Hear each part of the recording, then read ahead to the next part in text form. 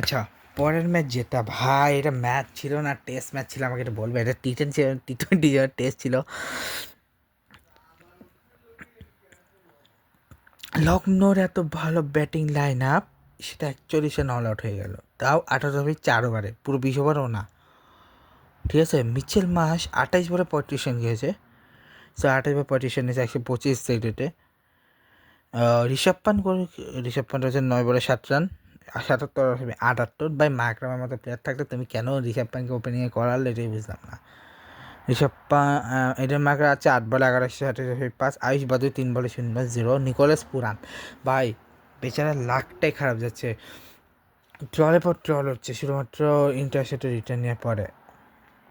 8 বলে 8 রান, 100 আব্দুল সামাদ হচ্ছে 25 বলে 36 রান, 140 মুকুল চৌধুরী 11 বলে 14 রান, 27 রান, 127 বলে 0.27 শাহবাজ আহমেদ 16-15 রান, 13-75 রেটে।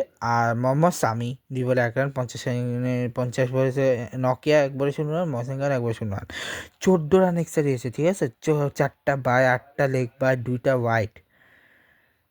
যেখানে মুকেশ কুমার 3 বলে 17 রান করে কোনো উইকেট পায়নি। বিপ্লব নিগম 1 ওভারে 8 রান নেয়, কোনো উইকেট পায়নি।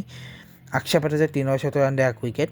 কুলদীপ ইয়াদব 4 বলে 31 রান দিয়ে 2 উইকেট। আর টি নটরঞ্জন 4 বলে 29 রানে 3 উইকেট। আর লুঙ্গিনিগিরি এই হচ্ছে 4 বলে 27 রানে 3 উইকেট। ঠিক আছে, চলো যেখানে মিচেল মাস আর ঋষভ পান্ট হচ্ছে 19 রানের পার্টনারশিপ। মিচেল মাস এর মার্ক 29 রান, মিচেল মাস আর আয়ুষ বাদান 1 রানের, মিচেল মাস 16 রানের, মিচেল মাস আব্দুল সামাদের 6 রানের, মুকুল চৌধুরী আব্দুল সামাদের হচ্ছে 34 রানের, শাহবাজ আহমেদ আব্দুল সামাদের 33 রানের, শাহবাজ আহমেদ মোহাম্মদ সামির 2 রানের, জামেদ নকের 1 রানে, শাহবাজ আহমেদ মহসিন খানের 0 রানের। আর 145.4 রান চেস করার সময় রাহুল গোল্ডেন ডাকে আউট হয়েছে 1 বলে 0, পাতুম নিশাঙ্কা 5 বলে 1, নীতিশ রানা 17 বলে 15, শামির রিজভি 47 বলে 70, আকসার Patel captain golden duck match 1 বলে 0, শেষে 32 বলে 29।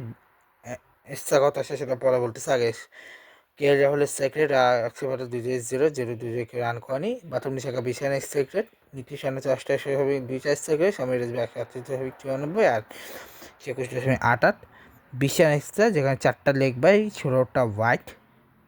ঠিক আছে, ওদের 6 ওভার 33 রান। পার্টনারশিপ হচ্ছে রাহুল আর পাতুমের 0, রানা নিশাঙ্ক 21, রিজবি নিশাঙ্কা 4, স্বামী রিজবি আর 101, আর স্বামী রিজবি আর 30-119।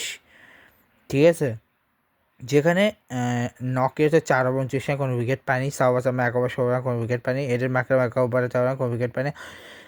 1.6 রানই খেয়ে গেছে, কোনো উইকেট পায়নি। একটা উইকেট পেয়েছে মহসিন খান 4 ওভারে 19 রানে 1 উইকেট। একটা মেডেনও দিয়েছে প্রিন্স ইয়াদব 3 ওভারে হচ্ছে 20 রান দিয়ে 2 উইকেট। আর মোহাম্মদ সামির 4 ওভার 28 রান দিয়ে 1 উইকেট। তো ম্যাচটা পুরোই বোরিং গেল, বাট কিছু করার নেই। এই 2 টিমের মধ্যে এটাই এক্সপেক্ট ছিল, বা দিল্লি জিতে গেছে, এটাই আমার এক্সপিরিয়েন্স। আর দিল্লি একমাত্র যা লখনৌ মাঠে হারিয়েছে। এরপরে নেক্সট ম্যাচটা তোমরা তো জানো, হায়দ্রাবাদ আর কলকাতার ম্যাচ ছিল, যেখানে হায়দ্রাবাদ জিতছিল। ওই ম্যাচটা না আসবে পরের ম্যাচটাতে। এই ব্লগটা শেষ করি, গুড বাই।